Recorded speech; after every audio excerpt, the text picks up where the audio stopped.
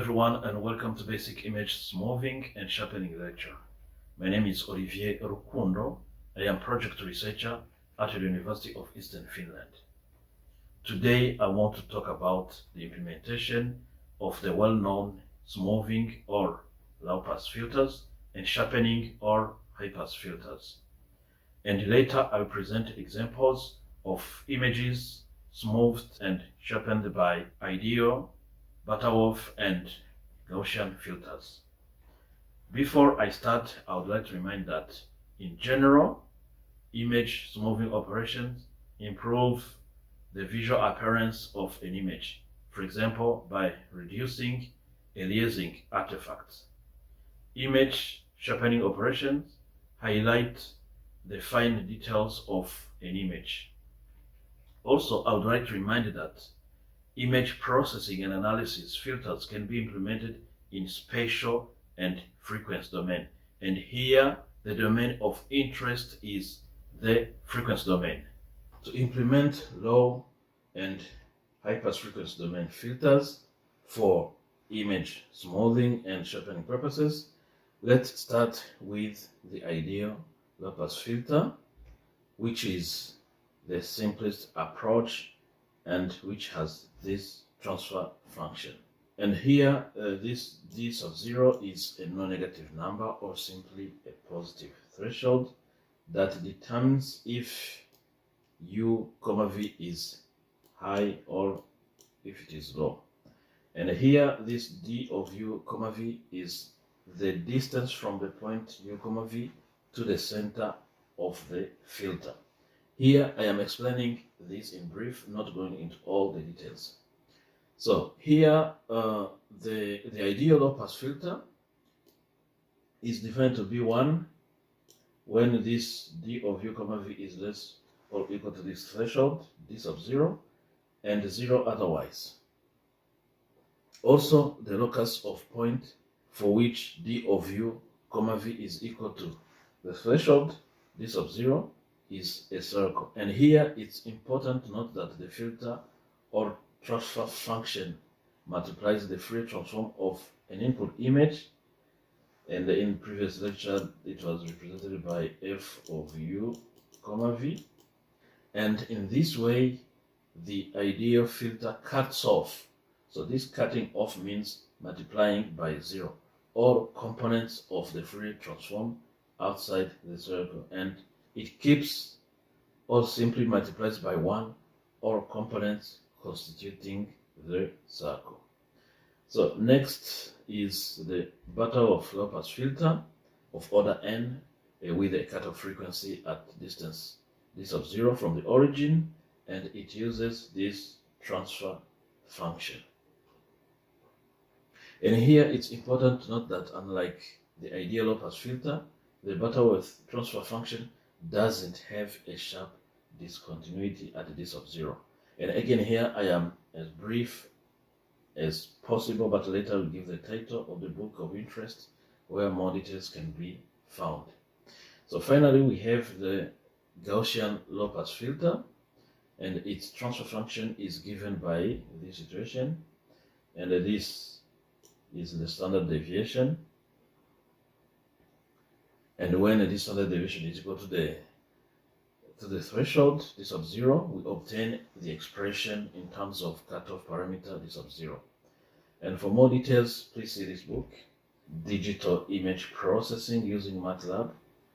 And here you can find more details about these transfer functions. So now, given the transfer function of all these low pass filters, we can obtain the transfer function of the corresponding high pass filter by using this simple relation, this one. Let's now do some demonstration in MATLAB, and let's start with an example of ideal low and high pass filters.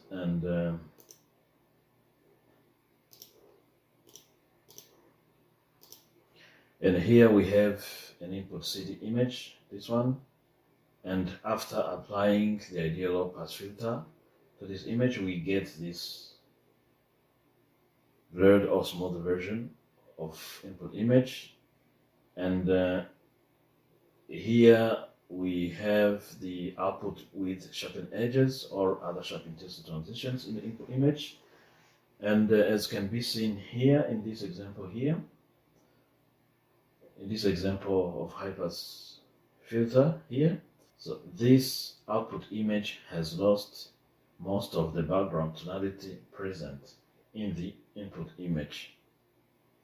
So to solve this problem,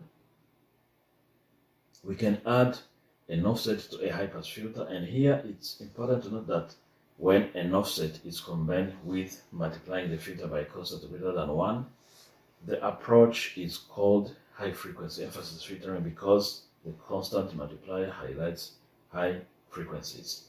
And now, referring to these previous transfer function examples, the high-frequency emphasis has the transfer function that looks like this one.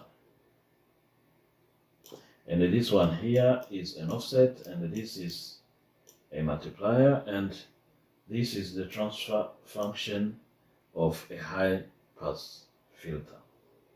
Now, using the same input image, the output image generated by high-frequency emphasis filtering and enhanced using the histogram equalization will look like this.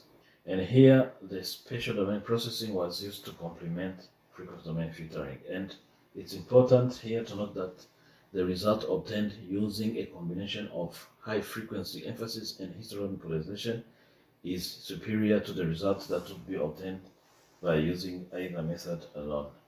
And here, let's take an example of Butterworth low and high-pass filters. And here we have a city input image and a smooth output and sharpened output. And here we also have the result obtained using a combination of high frequency emphasis and histogram equalization. So if we try to get a closer look at some of the areas here,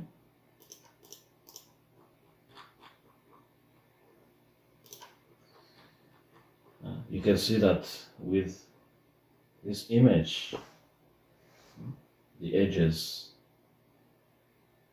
they look nicer than in this case of input image, as well as here, because here they are too blurred. And now let's look at an example with Gaussian low and high-pass filters. And here we have a city input image and a smooth output, using of course Gaussian and a sharpened output here. And let's also try to get this closer view. Let's see how different they look. So you can see that we have more details compared to this low-pass case, as well as the input case, than in all these two other cases. We can also apply the filters on another CT tomograph image. For example, let's use this one. And we start with the IDEO. But later we can also use transmission electron microscope images. So here we have this situation. We have the three images: input, low-pass, and high-pass output images, and we also have the results from this combination of high frequency emphasis and histogram equalization. So you can see how different they look. And let's test this with Butterworth filter.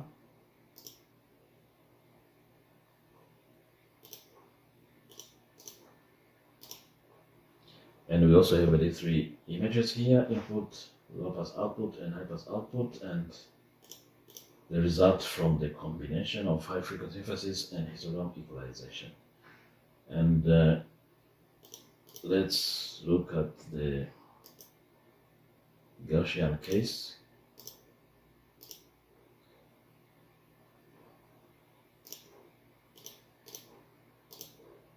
So we have these results that look like this.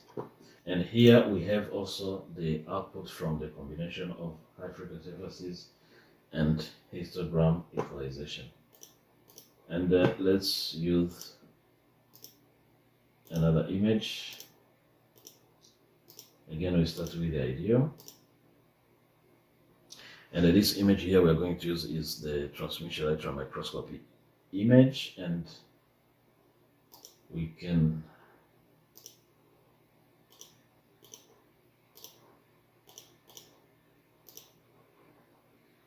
here we have the input, the low pass and high pass output images, and this one is really smooth and this is sharpened, because we can see sharp edges of different areas or objects. And this is the input image, and here we have the output of high frequency emphasis and histogram equalization, which is different from this low and input image. And let's see the result of the Butterworth. So we have this situation here, 3 images, input, low pass and high pass filters, and they all look this way. Combination also looks like this. We can see some of the details we don't clearly see here or there. Now let's go to Gaussian. 3 images are there with different, when we have the input low pass and high pass output images, as well as the results from the combination.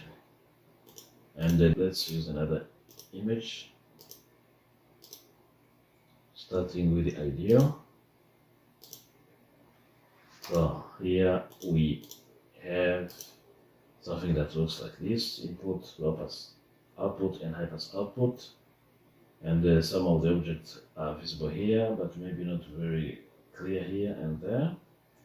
And here we have the results from the combination of high frequency emphasis and histogram equalization, and where the result looks like this.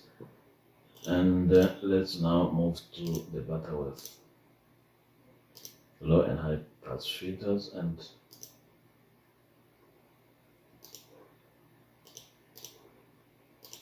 this is how the image looks like in this case. And we have input, low pass output and high pass output, and we have the results from the combination. And let's finally go to Gaussian low and high pass filters, and we have input image and we have low pass output and high pass output, and we also have the results from the combination of high frequency emphasis and histogram equalization. Now this is the end of the lecture. Thank you.